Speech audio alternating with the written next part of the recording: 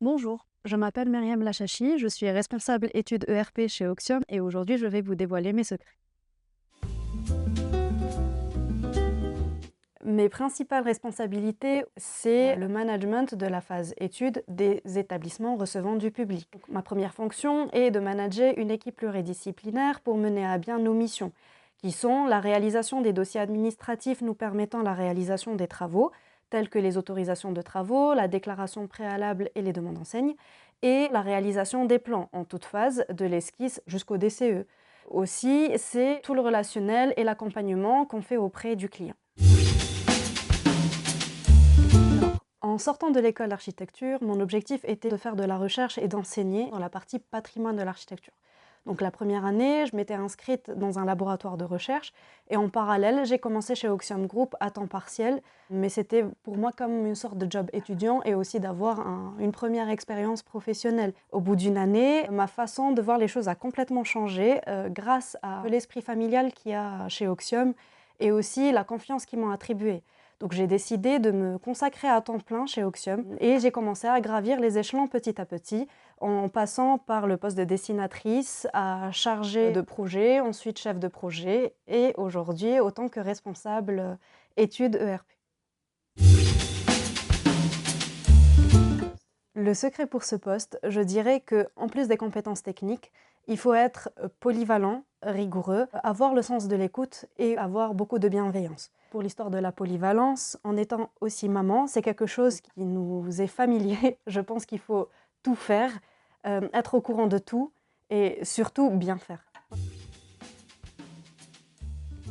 Le premier, c'est vraiment le respect du planning. Généralement, les opérations dans l'aménagement intérieur des établissements recevant du public sont courtes dans le temps. Donc, comment essayer de répondre assez rapidement et efficacement, ça c'est un challenge. Le deuxième, c'est la compétence de comprendre le projet dans tous les sens, dans un point de vue réglementaire, parce qu'il y a un volet qui est assez important dans la réglementation incendie et accessibilité, mais aussi de comprendre le contexte urbain dans lequel se situe le projet pour mieux accompagner le client et avoir un avis favorable par la suite.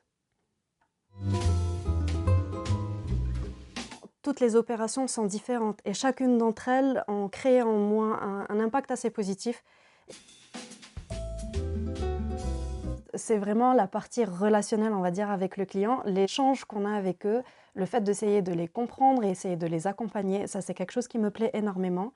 C'est vraiment le retour du client. Quand je vois que la personne est satisfaite, qui me remercie ou qui juste est contente d'avoir réalisé son projet, pour moi c'est un accomplissement personnel et professionnel surtout. C'est aussi le fait de relever des défis et des challenges chaque jour. Chaque opération est un challenge et le fait d'aboutir et de réussir l'opération, c'est juste magnifique. Pour moi, la vraie réussite professionnelle réside vraiment dans l'équilibre qu'on se donne entre la vie professionnelle et la vie familiale, personnelle entre autres. Donc si on arrive à trouver un bon équilibre et que l'une ne se fait pas au détriment de l'autre, on a réussi notre vie, on a réussi professionnellement parlant. Mes critères de succès sont la rigueur, l'autonomie et le sens de l'écoute. Professionnellement parlant, aujourd'hui, je me sens assez accomplie. Dans mon parcours, je pense que j'ai évolué comme je voulais. Je suis mes objectifs comme je me l'étais fixé auparavant. J'avance petit à petit, je laisse les choses se faire, mais je reste assez ambitieuse. Et pour demain, je voudrais bien occuper soit un poste de direction, devenir associée ou pourquoi pas créer carrément ma propre entreprise.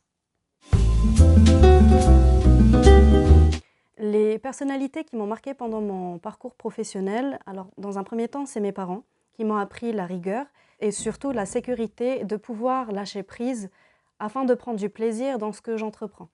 La deuxième personne, c'est mon mari, un passionné d'architecture qui a toujours été derrière moi, que ce soit pour ma formation professionnelle ou aussi personnelle, la façon d'être aussi avec les gens, fait que aujourd'hui, c'est des personnes qui me passionnent dans leur façon de faire et c'est juste pour ça que j'aimerais donner le meilleur de moi-même.